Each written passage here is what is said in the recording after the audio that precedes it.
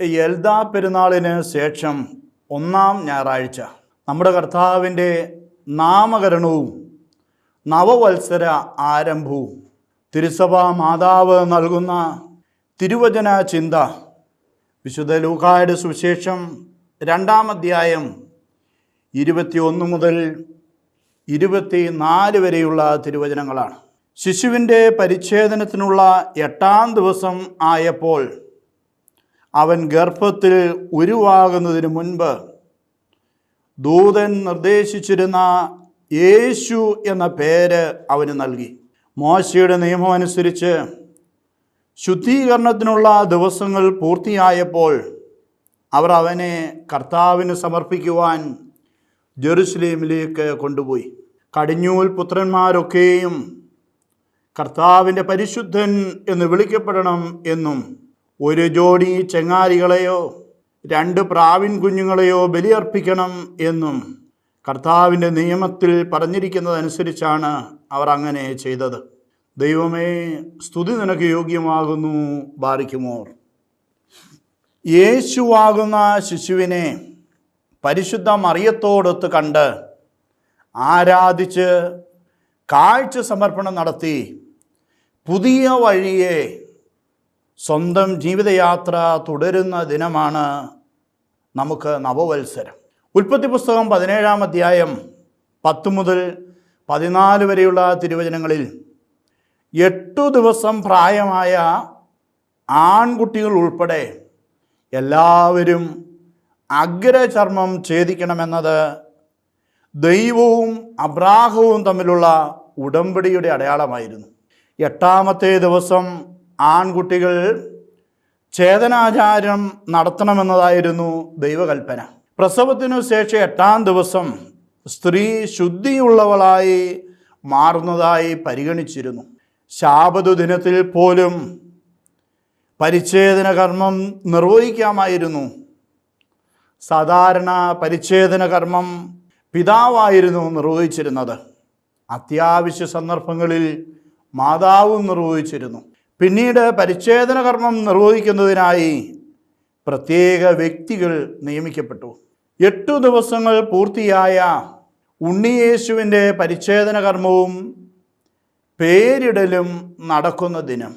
പരിച്ഛേദനത്തിലൂടെ സ്നാപയോഹന്നാൻ Israel ജനത്തിൽ ഉൾച്ചേർന്നതുപോലെ യേശുവും Israel ജനപദത്തിൽ ഉൾപ്പെടുന്നു.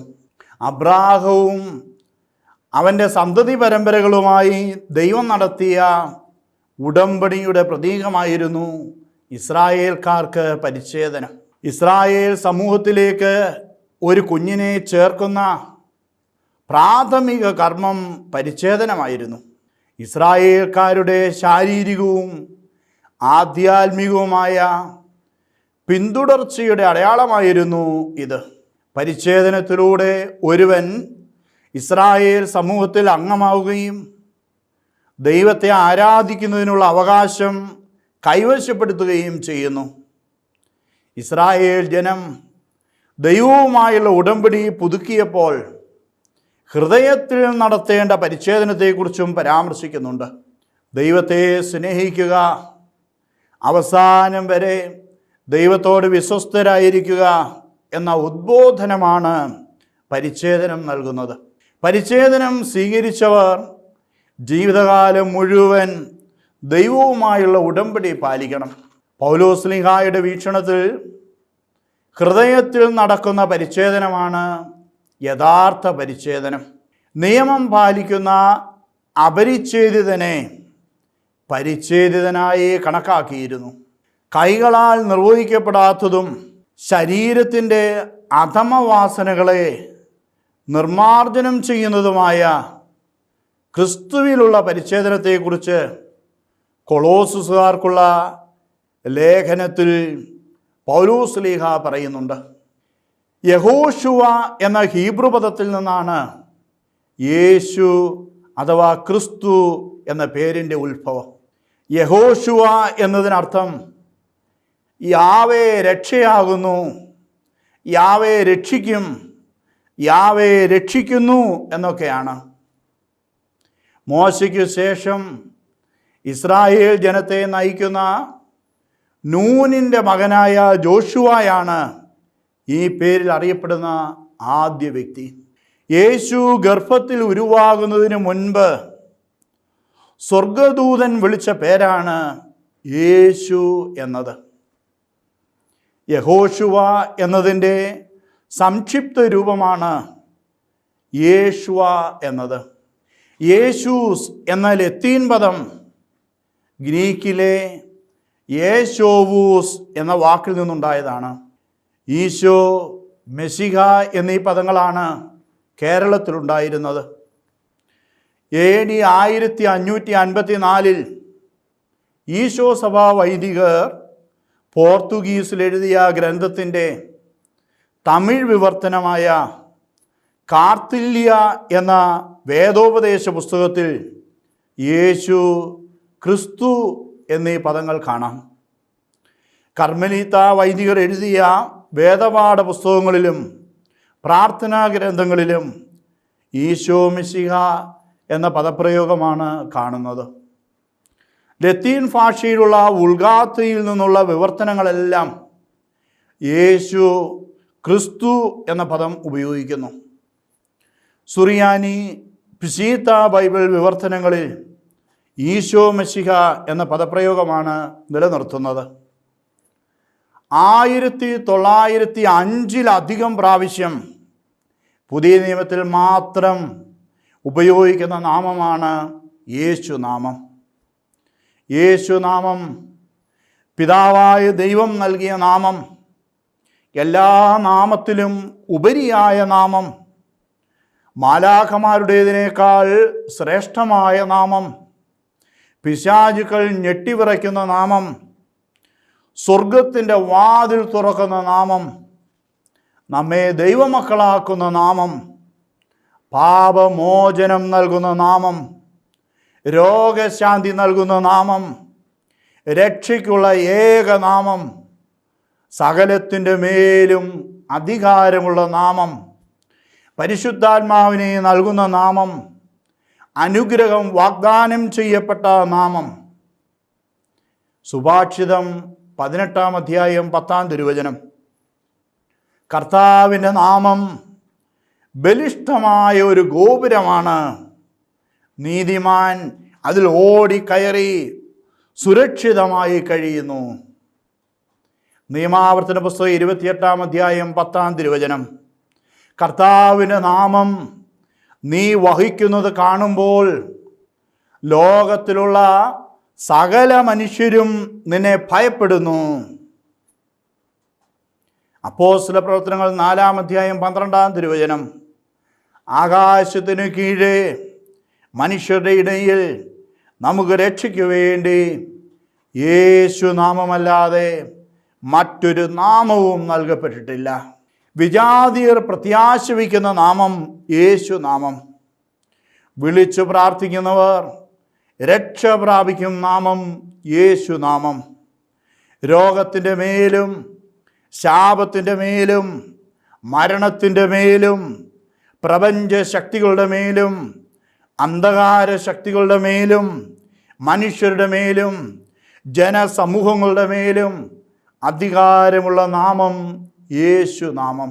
വിശ്വസ്തനായ ഒരു യഹൂദനായി യേശുവിനെ ലൂക്കാ സുവിശേഷകൻ അവതരിപ്പിക്കുന്നു. പരിച്ഛേദന കർമ്മം, നാമകരണം, ശുദ്ധീകരണം എന്നീ ആചാരാനുഷ്ഠാനങ്ങളിലൂടെ ആദ്യജാതനായ ആൺകുഞ്ഞിനെ മറിയവും ജോസഫും ജെറുസലേം ദേവാലയത്തിൽ കർത്താവിന് സമർപ്പിക്കുന്നു. ദിവസങ്ങൾ പൂർത്തിയായപ്പോൾ അവർ അവനെ കർത്താവിന് സമർപ്പിക്കുവാൻ ജെറുസലേമിലേക്ക് കൊണ്ടുപോയി. യേശുവിൻ്റെ ദേവാലയ സമർപ്പണം ലൂക്കാ സുവിശേഷകൻ വളരെയധികം പ്രാധാന്യത്തോടെ അവതരിപ്പിക്കുന്നു. 1 ശമൂവേൽ 1-2 അധ്യായങ്ങളിൽ ഹന്ന, ഏൽക്കാന ദമ്പതികൾ ശമൂവേലിനെ സമർപ്പിക്കുന്നത് ഇതിന് സമാനമായിട്ടാണ്. മലാക്കിയുടെ പുസ്തകം 3-ാം അധ്യായം 1-2 തിരുവചനങ്ങൾ, ജനം തേടുന്ന കർത്താവ് ഉടൻ തന്നെ തൻ്റെ ആലയത്തിലേക്ക് വരും. എന്ന പ്രവചനത്തിൻ്റെ പൂർത്തീകരണം നമുക്കിവിടെ കാണാൻ കഴിയും.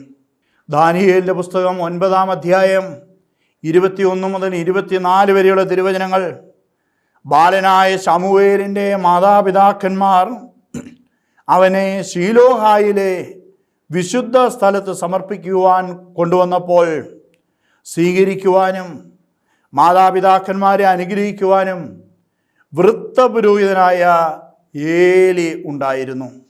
യഹൂദ നിയമമനുസരിച്ചുള്ള 3 അനുഷ്ഠാന കർമ്മങ്ങൾ ഇവിടെ കാണാൻ കഴിയും. 1, ശിശുവിൻ്റെ അമ്മയുടെ ശുദ്ധീകരണം. 2, ശിശുവിനെ സമർപ്പിക്കൽ. 3, പ്രതിഷ്ഠിക്കൽ. ശിശുവിൻ്റെ അമ്മയുടെ ശുദ്ധീകരണം. ആൺകുഞ്ഞിനെ പ്രസവിക്കുന്നവളെ 7 ദിവസത്തേക്ക്, കുഞ്ഞിൻ്റെ 8-ാം ദിവസത്തെ പരിച്ഛേദനം വരെ യഹൂദ സമുദായം ആചാരപരമായി അശുദ്ധയെന്ന് വിധിച്ചിരുന്നു. പ്രസവത്തിനു ശേഷം 40-ാം ദിവസം ദേവാലയത്തിൽ സ്ത്രീകളുടെ പ്രാകാരത്തിൻ്റെ കിഴക്കുവശത്തെ നിക്കാനോർ കവാടത്തിൽ ബലിയർപ്പിക്കണം. ഒരാട്ടിൻകുട്ടിയെ ദഹനബലിക്കും, ഒരു പ്രാവിൻ കുഞ്ഞിനെയോ ഒരു ചെങ്ങാലിയെയോ പാപപരിഹാര ബലിക്കും സമർപ്പിക്കണം. ആട്ടിൻകുട്ടിയെ നൽകാൻ നിവൃത്തിയില്ലാത്ത പാവപ്പെട്ടവർ ഒരു പ്രാവിൻ കുഞ്ഞിനെയോ 2 ചെങ്ങാലിയെയോ അർപ്പിച്ചാലും മതിയാകും. പാവപ്പെട്ട ജോസഫും മറിയവും ഒരു ജോഡി ചെങ്ങാലിയെയും 2 പ്രാവിൻ കുഞ്ഞുങ്ങളെയും ബലിയായി സമർപ്പിച്ചു. ശിശുവിനെ സമർപ്പിക്കൽ. ആദ്യജാതനെ അപ്പൻ ദേവാലയത്തിൽ സമർപ്പിക്കുന്ന ചടങ്ങാണിത്. മോശയുടെ നിയമപ്രകാരം കടിഞ്ഞൂൽ പുത്രന്മാരെ കർത്താവിൻ്റെ ശുശ്രൂഷയ്ക്ക് ദേവാലയത്തിൽ സമർപ്പിക്കണം. ആദ്യജാതനെ കർത്താവിൻ്റെ വിശുദ്ധനായി കരുതിയിരുന്നു. 1 മാസം പ്രായമാകുമ്പോൾ 5 ഷെക്കൽ നൽകി വീണ്ടെടുക്കണം. വീണ്ടെടുപ്പ് പണം കൊടുത്ത് യേശുവിനെ വീണ്ടെടുത്തതായി കാണുന്നില്ല. കാരണം യേശു എന്നേക്കുമായി ഒരിക്കൽ മാത്രം പാപപരിഹാര ബലിയായി തീരുവാൻ സമർപ്പിക്കപ്പെട്ടവനാണ്. പ്രതിഷ്ഠിക്കൽ. വീണ്ടെടുപ്പിന് പകരം യേശുവിനെ ദേവാലയത്തിൽ പ്രതിഷ്ഠിച്ചു. കർത്തൃ ശുശ്രൂഷയ്ക്ക് പ്രതിഷ്ഠിതനായതിനാൽ വീണ്ടെടുത്തില്ല. യേശു തൻ്റെ പിതാവിൻ്റെ ഭവനത്തിൽ ആയിരിക്കേണ്ടവനാണ്. പരിശുദ്ധാത്മാവിൻ്റെ പ്രേരണയാൽ യേശു ദേവാലയത്തിലേക്ക് വന്നു എന്നാണ് ലൂക്കാ വിവരിക്കുന്നത്. യേശുവിൻ്റെ ദൗത്യം പ്രവചിക്കുന്ന കർത്തൃസാക്ഷികളാണ് ഭക്തരും നീതിനിഷ്ഠരുമായ ശിമയോനും അന്നായും. ഇസ്രായേലിൻ്റെ ആശ്വാസം പ്രതീക്ഷിച്ചിരുന്നവർ. ആശ്വാസം മെശിഹാകാലത്തിൻ്റെ സാന്നിധ്യം സൂചിപ്പിക്കുന്ന പദമാണ്. ഇസ്രായേലിൻ്റെ ആശ്വാസം കർത്താവിൻ്റെ മെശിഹ അഥവാ അഭിഷിക്തൻ ക്രിസ്തുവാണ്. ലൂക്കായുടെ പുസ്തകം, വിശുദ്ധ ലൂക്കായുടെ സുവിശേഷം 9-ാം അധ്യായം 18-ാം തിരുവചനം പത്രോസ് ഏറ്റു പറയുന്നു, നീ ദൈവത്തിൻ്റെ ക്രിസ്തുവാണ്. ദൈവത്തിൻ്റെ അഭിഷിക്തൻ മെശിഹ, ഇസ്രായേലിൻ്റെ ആശ്വാസം. ലൂക്കാ 23-ാം അധ്യായം 35-ാം തിരുവചനം, പ്രമാണികൾ യേശുവിനെ പരിഹസിച്ചു. ഇവൻ ദൈവത്തിൻ്റെ ക്രിസ്തു, ദൈവത്തിൻ്റെ മെശിഹ, അഭിഷിക്തൻ, ദൈവത്തിൻ്റെ തിരഞ്ഞെടുക്കപ്പെട്ടവൻ. സമുദായ പ്രമാണിമാരുടെ അധരങ്ങളും അറിയാതെ ഏറ്റുപറഞ്ഞു, യേശു ഇസ്രായേലിൻ്റെ ആശ്വാസം. കടിഞ്ഞൂൽ പുത്രനായ യേശു വിളിക്കപ്പെട്ടു കർത്താവിൻ്റെ പരിശുദ്ധൻ, ഇസ്രായേലിൻ്റെ പരിശുദ്ധൻ എന്നാണ് യെശയ്യാ ദൈവത്തെ വിശേഷിപ്പിക്കുന്നത്. യെശയ്യായുടെ പുസ്തകം 6-ാം അധ്യായം, പരിശുദ്ധൻ പരിശുദ്ധൻ, സൈന്യങ്ങളുടെ കർത്താവ് പരിശുദ്ധൻ എന്ന് സെറാഫുകൾ ദൈവത്തെ പ്രകീർത്തിക്കുന്നു. ദൈവത്തിൻ്റെ പരിശുദ്ധിയെക്കുറിച്ച് പ്രഘോഷിക്കുക മനുഷ്യൻ്റെ കടമയാണ്. ലേവിയാ പുസ്തകം 19-ാം അധ്യായം 2-ാം തിരുവചനം, കർത്താവ് പരിശുദ്ധനായിരുന്നതുകൊണ്ട് അവിടുത്തെ ജനവും പരിശുദ്ധരായിരിക്കണം. ദൈവം പരിശുദ്ധനാണെന്ന വിശ്വാസം സർവ്വസാധാരണമായിരുന്നു. കർത്തൃപ്രാർത്ഥനയിൽ നാമം പൂജിതമാകണമേ, പരിശുദ്ധമാകണമേ എന്ന പ്രയോഗം നമുക്ക് കാണാം. പരിശുദ്ധനായ പിതാവേ എന്നാണ് യേശു തൻ്റെ പിതാവിനെ വിളിച്ച് പ്രാർത്ഥിക്കുന്നത്. പരിശുദ്ധൻ, പരിശുദ്ധനായ കർത്താവ് എന്നും പുതിയ നിയമം ദൈവത്തെ അഭിസംബോധന ചെയ്യുന്നുണ്ട്. വെളിപാടിലെ സ്വർഗീയ ദർശനത്തിൽ ദൈവം പരിശുദ്ധനെന്ന് പ്രകീർത്തിക്കപ്പെടുന്നു.